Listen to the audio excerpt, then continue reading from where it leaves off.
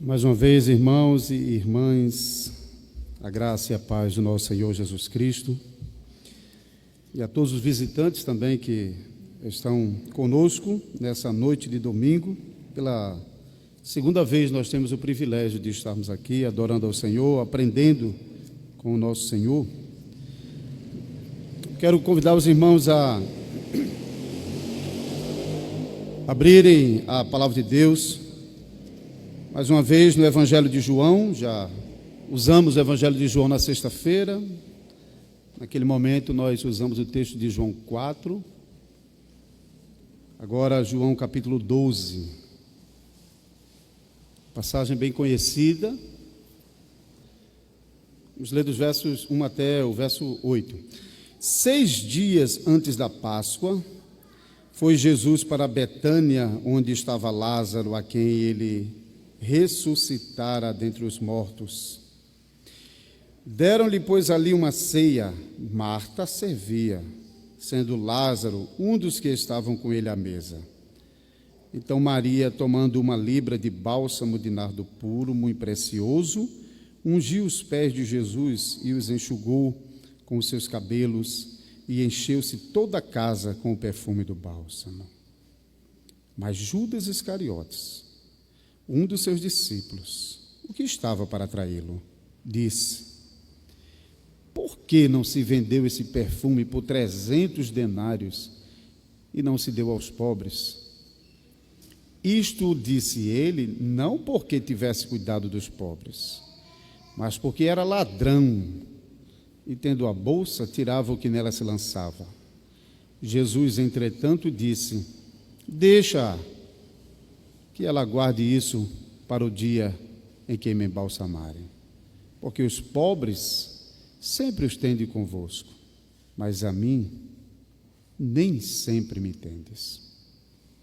Amados irmãos e irmãs, desde sexta-feira, então, nós estamos tratando do tema da piedade, hein? Na sexta-feira, nós nos esforçamos para explicar o significado de piedade, baseada na verdade de que nós somos chamados à obediência ao Senhor e devemos fazer isso de coração, né? Então não devemos nos limitar a uma obediência externa, mas que as nossas ações externas possam revelar um coração que ama o Senhor, que teme ao Senhor. Vimos isso na sexta-feira, com a pregação que falou sobre a adoração em espírito e em verdade. No sábado, então, na segunda noite, nós tomamos o exemplo de Cristo como exemplo de perfeita piedade e explicamos que não era um exemplo simplesmente para ser seguido e imitado, mas era um exemplo para ser crido. Cristo Jesus, como a perfeita piedade, é um exemplo para ser crido e então desfrutado de seus benefícios em nosso favor. Hoje pela manhã, então, no estudo, nós falamos aqui sobre a nossa responsabilidade de levarmos Cristo para a nossa casa como esse modelo de piedade que nós devemos seguir. E então construir em nossa casa um ambiente cristão piedoso a partir do testemunho poderoso de transformação dos pais na sua casa, mas também de um ambiente controlado, de modo que a pregação de Cristo, a obra redentiva de Cristo que nós ouvimos aqui na pregação dominical particularmente, possa ser processada a cada dia da nossa semana, em todos os momentos do nosso dia, em nossa casa e também em nossa vida fora. E então, eu já havia adiantado, nós vamos concluir com uma pregação que vai nos levar de volta para Cristo. Então, levamos Cristo para a nossa casa e agora, como crentes piedosos, nós voltamos para a presença de Cristo para servi-lo com o melhor que nós recebemos dele. Então, isso é o que nós veremos na pregação dessa noite. Amada igreja do Senhor Jesus Cristo, nessa passagem, só para dar contexto, antes de nós entrarmos no capítulo 12, propriamente dito, Jesus está fazendo sua última viagem a Jerusalém, aquela viagem que vai culminar na sua crucificação e morte. Então Jesus havia viajado para a Judéia, sabendo que ele ia provar a morte naquela viagem. Ele não voltaria mais para Galiléia, que era a sua terra natal. Por causa disso, ele já vinha anunciando a sua morte, já desde a viagem que ele estava fazendo, e até mesmo numa viagem anterior que ele havia feito, ele já começara a anunciar a sua morte, por exemplo, colocando inclusive na boca do sumo sacerdote Caifás, em João capítulo 11, que um homem haveria de ser entregue na festa para morrer pelo povo.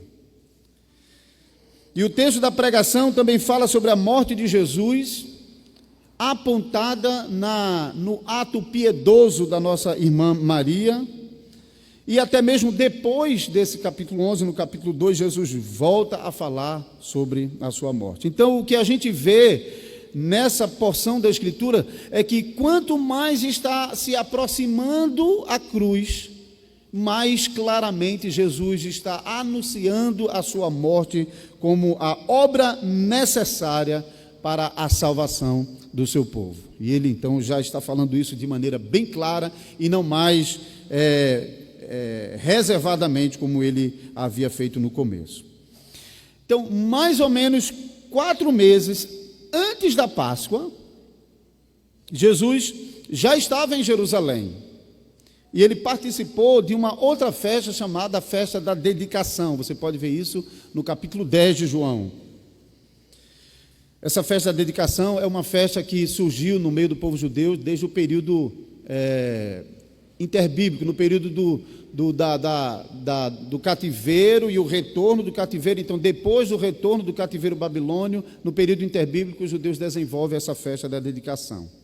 Foi, inclusive, durante essa festa da dedicação, que Jesus realizou o grande milagre da ressurreição de Lázaro, capítulo 11. E particularmente esse acontecimento da ressurreição de Lázaro provocou uma revolta muito grande na liderança judaica que queria então matar Jesus. O versículo 53 do capítulo 11 fala isso. E por essa razão Jesus então se retirou de Jerusalém e foi para o outro lado do Jordão, ainda na região vizinha, e permaneceu então lá até a festa da Páscoa, que é o texto então que nós agora entramos. 6 dias antes da Páscoa, Jesus deixa a região do outro lado do Jordão e vem para a região da Judéia, para a cidade de Betânia. Então, aqui acontece um evento maravilhoso, que tem muito a ver com o tema do aniversário dessa igreja durante esses dias, que é o tema da piedade, porque embora o texto não está falando sobre Maria, o texto está falando sobre Jesus e o valor sacrificial da morte de Jesus.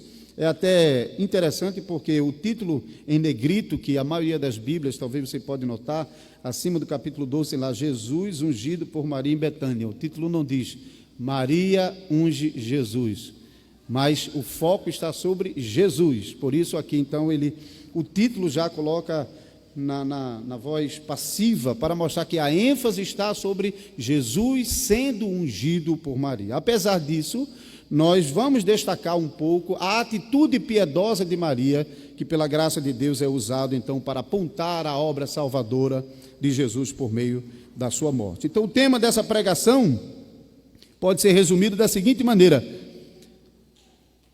os piedosos oferecem a Cristo aquilo que eles têm de melhor.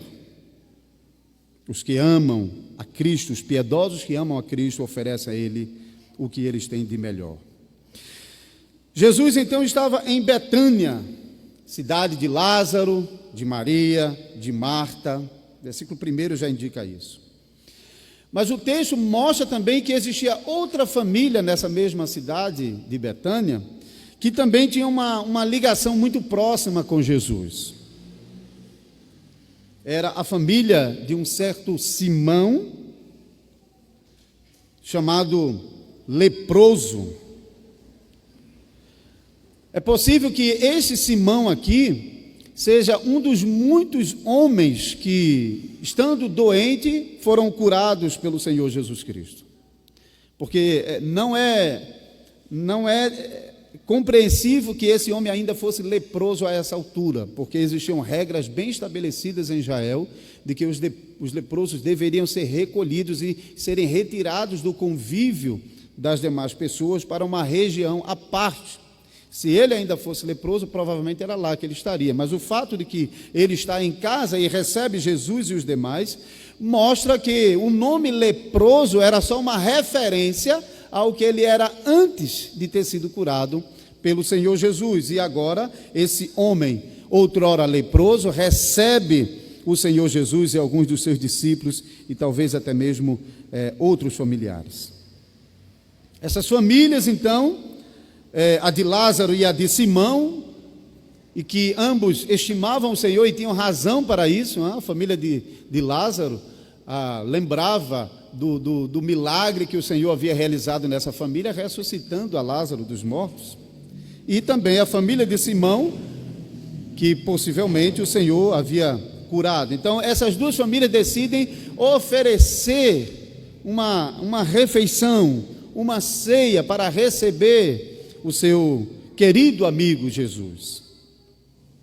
E durante essa ceia, durante essa refeição, o texto diz, enquanto Marta estava mais uma vez ocupada em servir os convidados, Jesus, Simão e Lázaro estavam reclinados à mesa.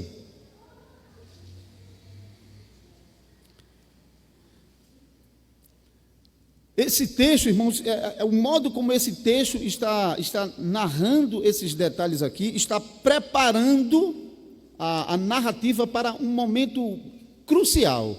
Não é sem razão esses detalhes simples, que parecem simples quando nós estamos lendo, simplesmente estavam lá na mesa, mas a forma como eles estão narrando os pontos aqui, realmente está preparando a história para um momento mais surpreendente. Preste atenção, os amigos estavam reunidos, a refeição estava sendo servida, boas conversas estavam acontecendo na mesa, então todos estavam muito envolvidos, cada um em alguma coisa.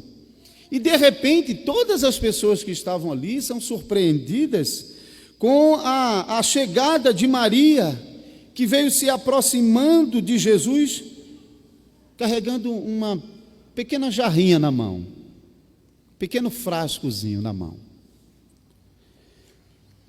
O texto dá detalhes sobre essa jarrinha que Maria vinha transportando. Ela era feita de um tipo de barro branco, o qual era usado para preparar os frascos, como hoje o vidro, nos perfumes. Naquela época eram os vasozinhos, mas ele era um frasco bem desse barro feito de maneira bem fininha, numa camada bem fina. Por cima, essa jarrinha estava lacrada com um tipo de cera, mas a coisa mais preciosa estava dentro daquela jarra. Alguns sugerem que ela não devia ter mais do que 500 ml. É um perfumezinho grande, hein? 100 ml é um perfume até grandinho. Enquanto todos olhavam para Maria, pensativos sobre aquela cena, o que vai acontecer agora? Então Maria se aproxima de Jesus e quebra o gargalo aquela garrafinha, era de um material bem fácil de ser quebrado, então ela quebra aquele gargalo e o aroma daquele perfume começa a se espalhar no ambiente, um cheiro agradável que podia ser sentido por todas as pessoas que estavam ali, aquele perfume se espalhando. O texto deixa muito claro que não era um perfume qualquer, não era um cheiro qualquer. O cheiro era de uma essência muito cara, chamada nardo. E o texto faz questão de dizer que aquele perfume, aquele nardo, não era um nardo misturado de segunda categoria, Mas era nardo puro, sem imitação, sem falsificação. Nada de genérico ou similar, mas puro nardo. 500 ml do perfume caríssimo. Aquele frasco de perfume valia muito mais do que qualquer perfume da Natura e da Boticário hoje, você pode ter certeza disso.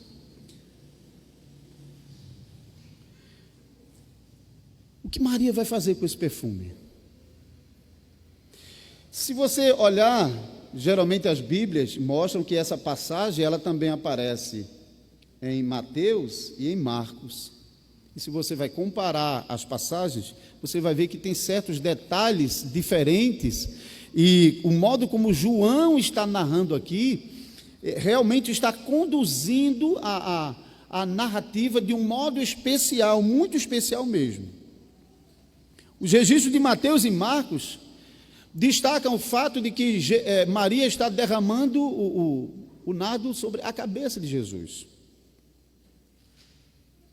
como preparação para a sua morte. Mas agora João registra que não aquele ato inicial que Mateus e Marcos está registrando, que é o de derramar sobre a cabeça, mas João deixa essa primeira parte de lado e narra a segunda parte da ação de Maria, que foi se abaixar até os pés de Jesus, para derramar o óleo sobre os seus pés, e depois de usar até o seu próprio cabelo para espalhar e para enxugar o excesso daquele óleo com o qual ela estava lavando os pés do Salvador. João, quando deixa de registrar aquilo que Mateus e Marcos estão registrando, que tinha um foco, o óleo derramado sobre a cabeça de Jesus, João está enfatizando a atitude humilde e amorosa de Maria. Isso já toca sensivelmente sobre o ponto que nós temos tratado aqui nesses dias da piedade cristã, porque nós vamos ver mais. Maria, ela está se aproximando de Jesus com aquela atitude piedosa que nós temos destacado aqui, tanto de obediência e reverência, como de amor e devoção e humildade. João registra então essa atitude humilde de Maria, porque João quer contrastar essa atitude piedosa de Maria com uma atitude nada piedosa de Judas Iscariotes, aquele que traiu Jesus. É isso que João está fazendo. Por isso ele está destacando não aquele primeiro momento do óleo sobre a cabeça, mas o segundo momento em que ela vai até os pés de Jesus numa atitude humilde e usa o seu óleo mais precioso, todo o seu recurso investido, e ela usando ali para lavar os pés do Salvador. Na atitude de Judas, a partir do versículo 4, você não vê nenhuma dessas duas coisas, nem a humildade de Maria e nem o amor de Maria por Jesus. Nenhuma dessas duas coisas você vê em Judas. Na verdade, o texto mostra que Judas nem pôde suportar aquela cena. Ele ficou indignado com o fato de que Maria estava desperdiçando, foi a interpretação de Judas, desperdiçando aquele perfume caríssimo com essa atitude de lavar os pés de Jesus. Observe que Judas então deve ter pelo cheiro compreendido que era realmente um perfume muito caro, porque ele logo reage dizendo que era um desperdício. Ele não entendia nada do valor que Cristo tem, mas todo o valor que ele conseguia enxergar era naquele bem, naquele pote de perfume. Ele até reconheceu que aquele perfume era tão valioso, se ele fosse vendido, seria possível arrecadar o equivalente a 300 dias de trabalho. 300 dias de trabalho dá um bocado de dinheiro, não dá? Acho que dá para comprar um bocado de perfume de Natura e de Boticário. Mas não se engane, porque a atitude de Judas não deve ser confundido com as boas obras produzidas pelo Espírito Santo no coração do piedoso. O coração do piedoso, quando ele mostra amor e misericórdia pelos pobres, ele faz isso por amor a Cristo e como resultado da obra que o Espírito Santo está realizando no seu coração. Falamos sobre isso também hoje de manhã. Judas não. Judas pode até estar fazendo uma coisa boa, que é uma preocupação, ainda que falsa, com os pobres, porque João claramente mostra que a intenção de Judas era muito mais perversa do que aquela preocupação em ajudar os pobres. Então, a atitude de Judas de modo nenhum se confunde com as boas obras, embora talvez alguém que chegue naquele momento e vendo esse homem está muito preocupado com os pobres, que homem piedoso. Mas conhecendo toda a história e conhecendo o que realmente estava saindo do coração de Judas, não tinha nada de piedoso naquela preocupação de Judas com os pobres. E a prova disso é o que João diz no versículo 6. Isso ele disse não porque tivesse cuidado dos pobres, mas porque era ladrão. Veja que João não poupa realmente palavra para desmascarar a falsa piedade de Judas. Ele era ladrão e, tendo a bolsa, era o homem encarregado de recolher as ofertas para o sustento do trabalho de Jesus com os seus discípulos. Tendo a bolsa, tirava o que nela se lançava. Imagine Judas, hein? Menino, se esse perfume for vendido, a gente vai arrecadar R$300. Menino, que oportunidade eu vou ter de lançar a mão na bolsa para ganhar ainda mais dinheiro. Essa era a falsa piedade de Judas. É usar uma atitude valiosa com falsas intenções, com intenções nada piedosas. Então percebam aqui o contraste entre a atitude perversa de Judas, mascarada de uma falsa piedade, o amor aos pobres, e a atitude sincera de Maria, de abrir mão da coisa mais valiosa que ela tinha, que era aquele nardo. É importante observar esse contraste, porque a mensagem sai daqui. Judas Iscariotes era um dos discípulos de Jesus, mas o texto aqui e em todas as passagens deixam claro, ele nunca experimentou verdadeira conversão, nunca. Judas nunca experimentou. Pelo contrário, ele era aquele do qual a Escritura Sagrada já havia falado no Salmo 41, versículo 9, e já havia profetizado que Judas trairia o Salvador. E mais tarde João até relembra essa traição de Judas contra o Senhor Jesus no capítulo 13. Judas conhecia o valor do nardo, mas ele era incapaz de enxergar qualquer valor no Senhor Jesus Cristo. Ele sabia o que podia ser feito com a venda daquele nardo, embora a gente já viu que o seu pretexto no fundo era outro, completamente diferente, mas ele não tinha a menor ideia do valor daquele óleo derramado sobre Jesus e como aquele óleo apontava para a obra salvadora de Jesus Cristo por meio de sua morte. Judas não tinha a menor ideia do valor da morte de Jesus. Pelo contrário, ele era incapaz de olhar para Jesus e encontrar naquele homem o mínimo valor como Salvador. A história diz que ele, decepcionado, porque Jesus não foi aquele homem que ele esperava que fosse, até entregou Jesus a lideranças judaicas por 30 moedas de prata. Judas só seguia Jesus por motivos egoístas. E toda a piedade de Judas era uma piedade hipócrita, era para esconder o que de fato ele era, um pecador miserável que nunca havia experimentado a graça salvadora de Jesus Cristo. Judas não via nenhum sentido naquela atitude de Maria em ungir Jesus. Mas a atitude de Maria em ungir o Senhor Jesus tem um significado muito especial.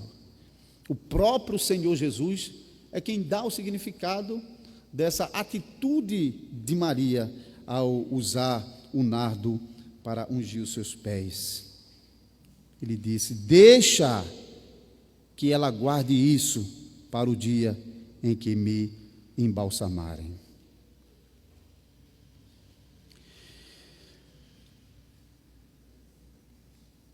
Essa expressão é reveladora, porque Jesus, ao falar dessa maneira, Jesus está revelando não apenas aquela atitude externa de Maria, mas ele está revelando alguma coisa que estava no coração de Maria.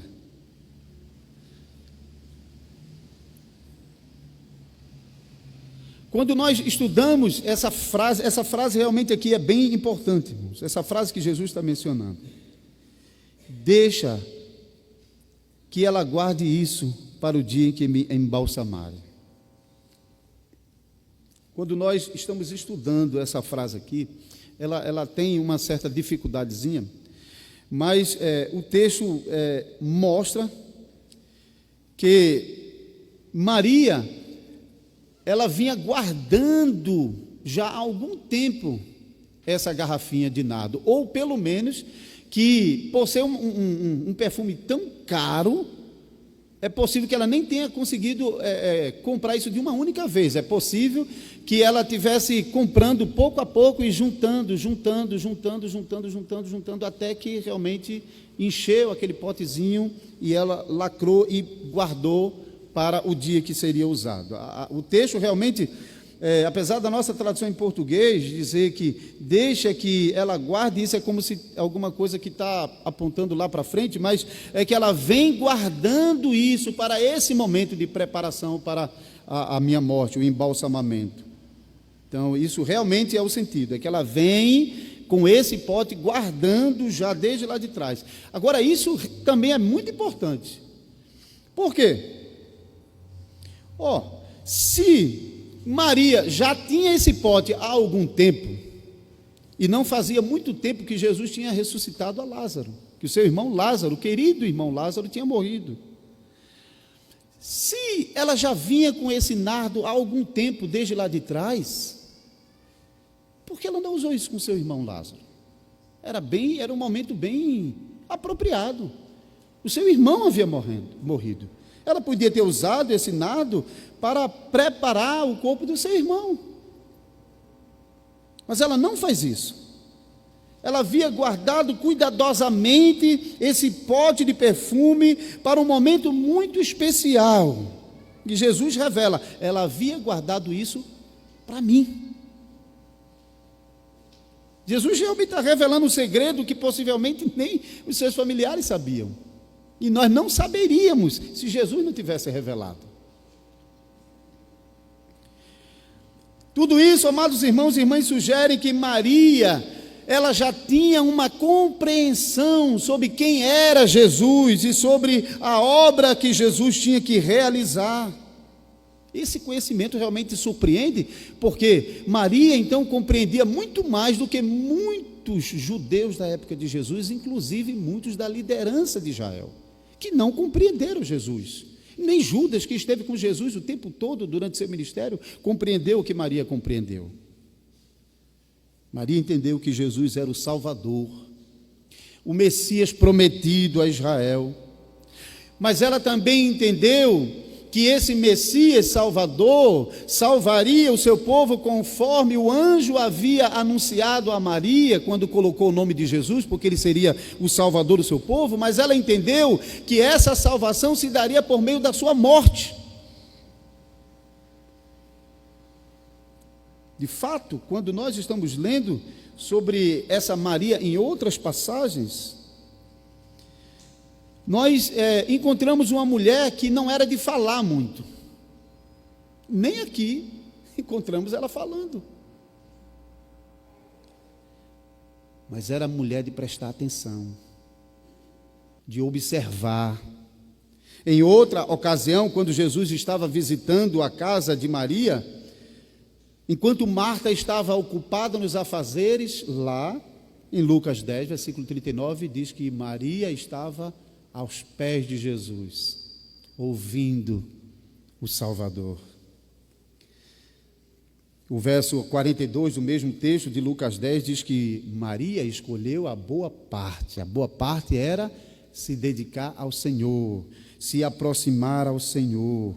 E essa parte boa que Maria havia escolhido não foi tirada dela. Maria havia escolhido Jesus. Sua fé estava centrada em Jesus.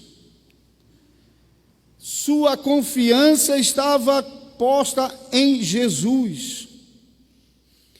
O seu amor por Jesus era tão grande que ela não pensou duas vezes em pegar toda a sua riqueza guardada naquele pote de perfume e derramar completamente nos pés do Salvador. Para Maria, nada era mais precioso do que usar todo o seu recurso para servir o seu Salvador Jesus.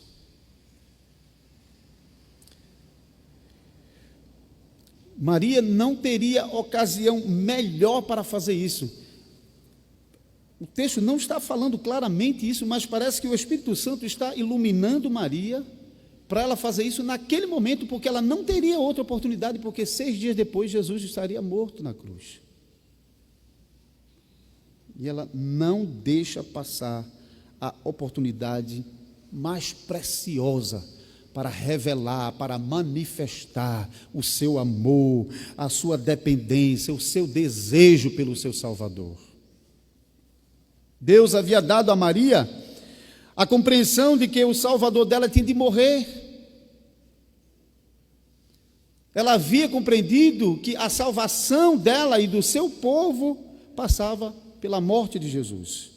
Por isso ela serviu o Salvador não apenas com o seu bem mais precioso, o bálsamo, o puro nardo, mas também com o dom mais precioso do Espírito Santo nos corações dos crentes, o amor que se entrega completamente ao Salvador Jesus, sem reservas.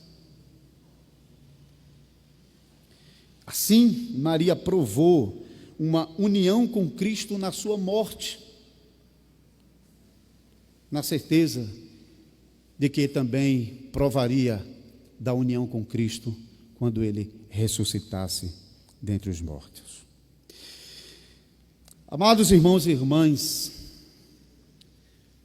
a morte de Cristo está no centro da nossa redenção.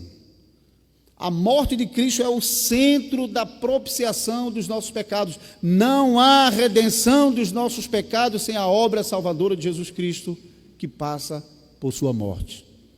Da mesma forma que para nós não é possível uma nova vida em Cristo Jesus, uma união com Deus, uma adoção por Deus como filhos, sem a ressurreição de Jesus Cristo. E na passagem que nós estudamos nessa noite, aprove a Deus apontar para a morte de Jesus Cristo com a atitude piedosa da nossa irmã Maria. Então eu quero concluir chamando um pouco mais a atenção, isso particularmente por causa do tema que nós estamos tratando aqui nessa noite, porque, como eu já disse, o foco dessa pregação não é Maria, o foco da pregação é Cristo e sua morte expiatória. Mas eu quero aproveitar esse momento para chamar a nossa atenção para a atitude piedosa dessa santa mulher de Deus, que compreendeu o papel central da morte do Salvador Jesus Cristo nas nossas vidas. Em primeiro lugar, Maria mostrou fé, o que é uma obra do Espírito Santo. Maria, ela não olhou para Jesus como um grande número de pessoas da época de Jesus olhava, como um homem comum, de vez em quando um homem até extraordinário, para alguns até um profeta, Para alguns da liderança, como Nicodemos, um mestre. Para muitos oportunistas, aquele que providencia o nosso pão. Mas para Maria, não. Para Maria, Jesus era o Salvador da sua alma. Jesus é aquele que expiaria os seus pecados. Jesus era o Messias prometido, o Cristo de Deus que viria ao mundo para redimir o seu povo dos seus pecados. Essa era a fé de Maria. Em segundo lugar, quando Maria descobriu que Cristo é o Salvador e o centro da sua redenção, o mundo acabou para Maria. O mundo não tinha tanta importância. Os seus bens se tornaram secundários. E mais,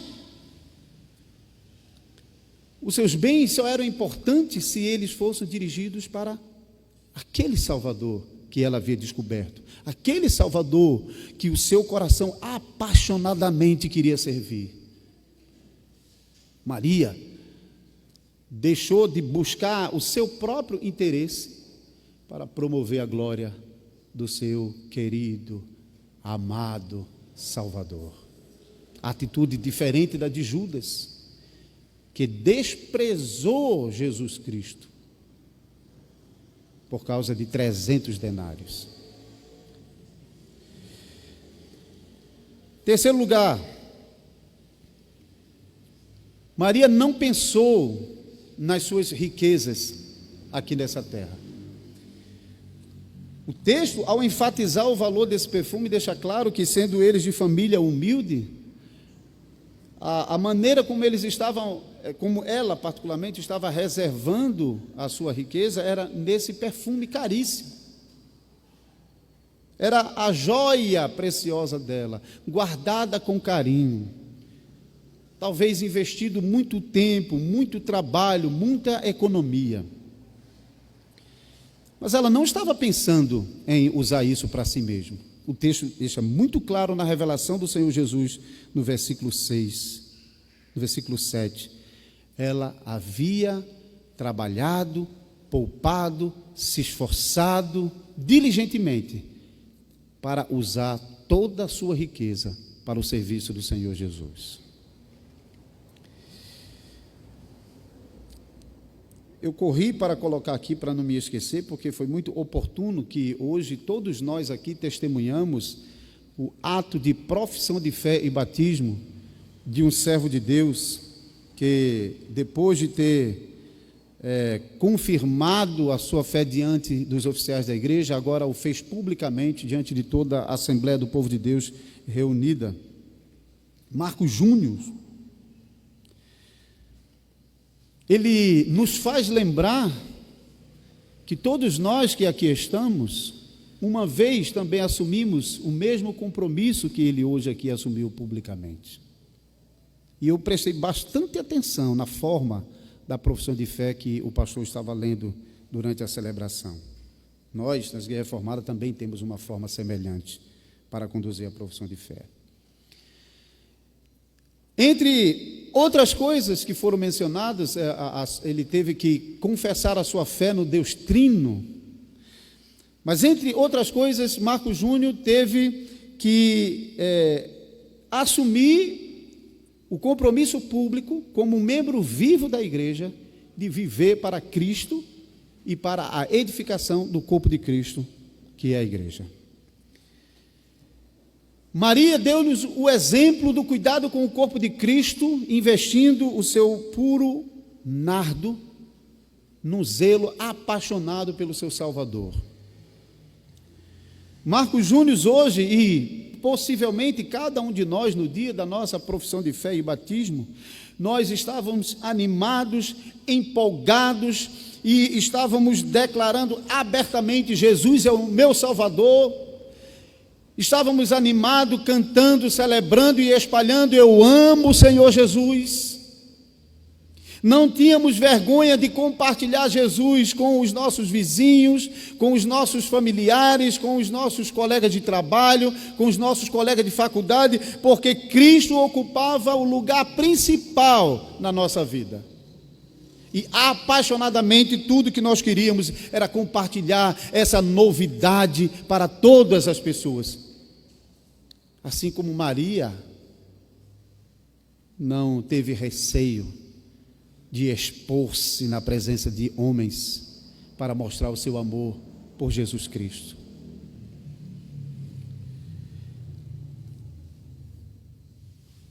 Quando nós presenciamos na igreja um batismo, uma profissão de fé, todos nós somos lembrados do nosso próprio compromisso assumido diante do Senhor. Pode fazer muito tempo, talvez alguns aqui 30, 50 anos, mas assumiram um compromisso diante do Senhor. E entre esses compromissos estava o de confiar no Senhor como Deus Criador dos céus e da terra, confiar na obra de salvação que Jesus Cristo realizou em nosso favor, e de mostrar a nossa gratidão, a nossa alegria, o nosso amor em um serviço dedicado ao Senhor e à sua igreja.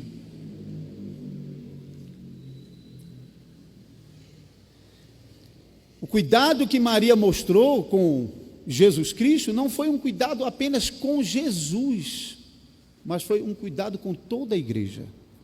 Porque Maria estava promovendo aquele que seria o Salvador de toda a igreja. Quando nós, como homens e mulheres de Deus, movidos por um amor verdadeiro e sincero ao Senhor, nós colocamos todos os nossos dons a serviço do Senhor e para promover o bom nome do Senhor, para promover a glória do Senhor aqui e lá fora. Não apenas o bom nome do Senhor é lembrado e glorificado até mesmo diante dos descrentes lá fora, mas o nosso serviço na promoção da glória do nome do Senhor é um grande benefício ao corpo de Cristo, que é a sua igreja. Não é sem razão que a palavra de Deus nos chama a uma atitude, a uma posição no meio do rebanho de Cristo. Vocês não foram chamados apenas para no domingo sentarem nesses bancos e passarem 2 horas participando de um momento festivo e ouvindo algumas palavras.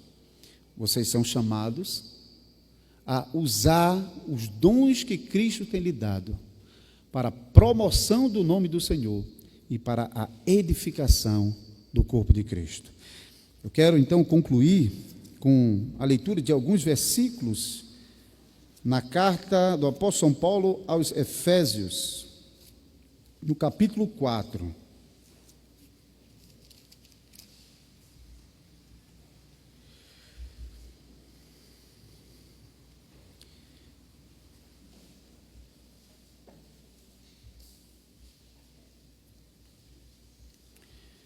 A partir do versículo 7, a palavra de Deus diz assim: e a graça foi concedida a cada um de nós segundo a proporção do dom de Cristo.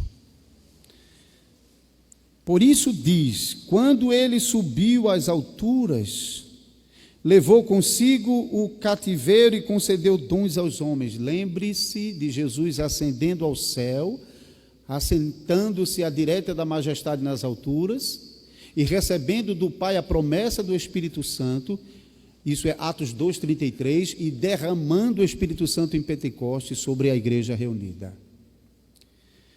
Ora, o que dizer subiu, senão também que havia descido às regiões inferiores da terra? A ressurreição e a ascensão de Cristo foi precedida por sua morte e sepultamento.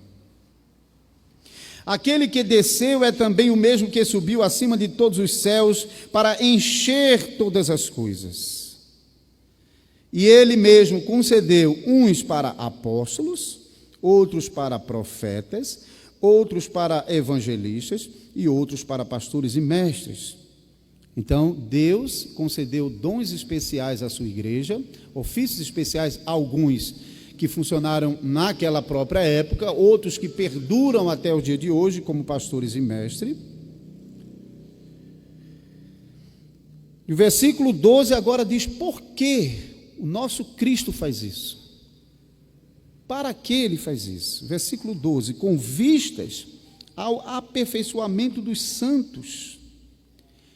Deus deu oficiais à igreja, pastores, presbíteros, diáconos, porque Deus sabe que, como pecadores, nós e vocês precisamos ser aperfeiçoados em Cristo Jesus.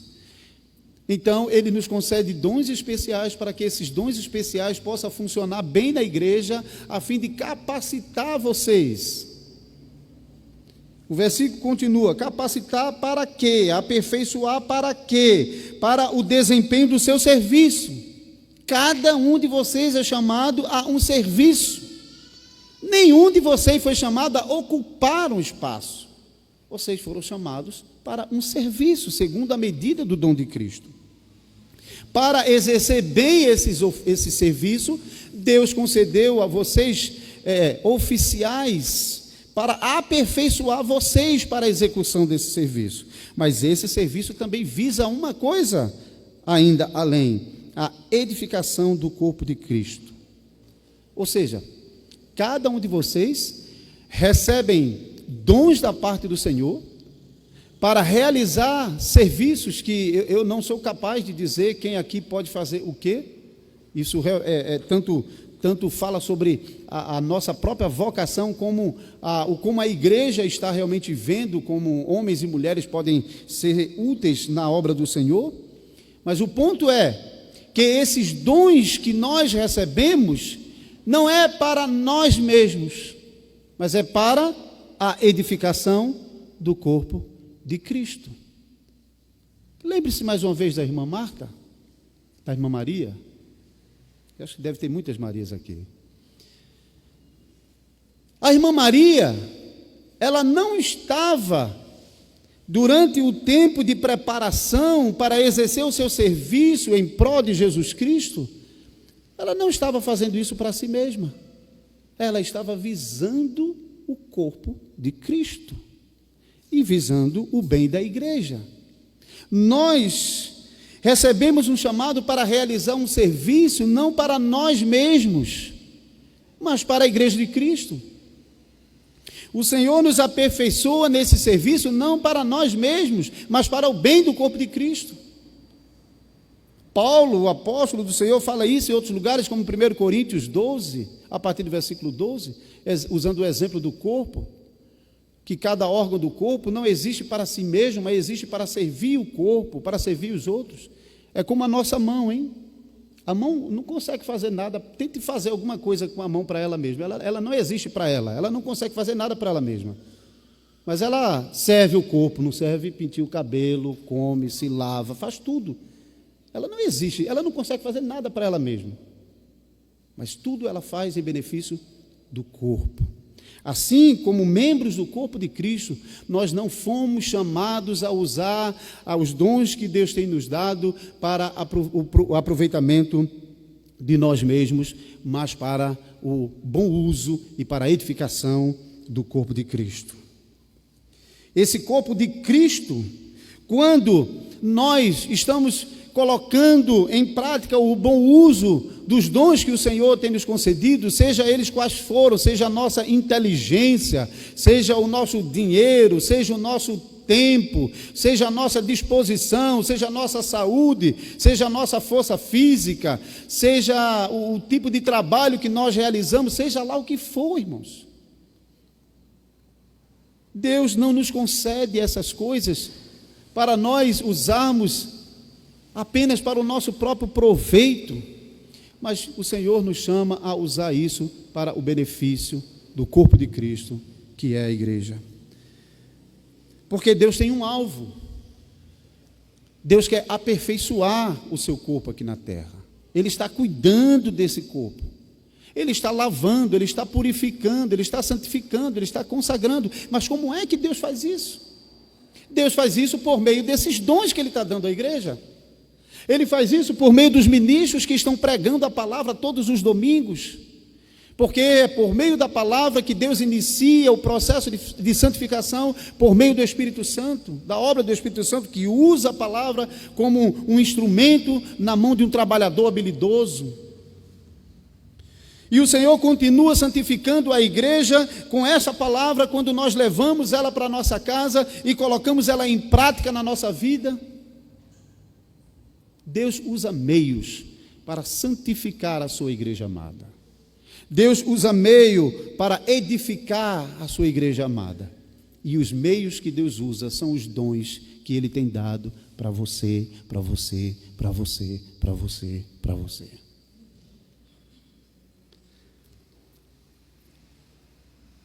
Por favor, irmãos e irmãs, eu não quero ofender ninguém, tá bom? Mas pense na palavra dura que João usou para Judas, que tudo que queria era reter para si aquilo que durante muito tempo foi reservado para servir ao Senhor. Se você até hoje nunca parou para considerar seriamente por que você tem o que você tem, então, por favor, volte para casa pensando sobre isso, dobre o seu joelho diante do Senhor, leia a palavra de Deus e busque entendimento sobre como usar os seus dons da melhor maneira possível para a edificação da igreja de Cristo nesse mundo. Como? Eu não tenho a menor ideia. Eu não tenho a menor ideia. Mas faça isso. Não seja como Judas. Não seja como um ladrão que, tendo recebido da parte de Deus dons para usá-lo no bom serviço do Senhor, sejam flagrados retendo esses dons para proveito próprio. Em nome de Jesus Cristo, não faça isso. A marca do piedoso que nós temos mostrado desde o princípio das nossas palestras aqui, é que o piedoso, o seu amor a Cristo o leva ao desejo de obedecer a sua palavra, custe o que custar. Não importa para ele o dano que possa sofrer, não importa para ele se ele tem de abrir mão de si mesmo, não importou para a nossa amada irmã Maria, que nos deixou um poderoso exemplo de piedade. Porque para ela obedecer à vocação que ela tinha sido chamada era a coisa mais importante, e para isso ela usou tudo o que tinha. Que nós sejamos estimulados a uma vida de piedade, que pode ser resumida em um desejo forte de agradar ao Senhor e de obedecer à palavra do Senhor, custe o que nos custar. De modo que a nossa vida piedosa, a nossa luta pela obediência ao Senhor, em todos os momentos de nossa vida, possa promover a edificação da igreja e, por consequência, a nossa própria edificação, que fazemos parte da igreja, não por visar a nós mesmos, mas por estar inserido no corpo de Cristo, que é a igreja, e assim nós também provarmos dessa edificação, desse crescimento, desse amadurecimento, por meio dos dons que Cristo tem nos dado. Amor no coração, verdadeiro amor por Cristo, move a vida dos piedosos nessa terra. Amém. Que a graça do nosso Senhor e Salvador Jesus Cristo, o amor do nosso eterno e bondoso Deus, o poder, a comunhão e as consolações do Divino Espírito Santo sejam com todo o povo de Deus, desde agora e para todo sempre.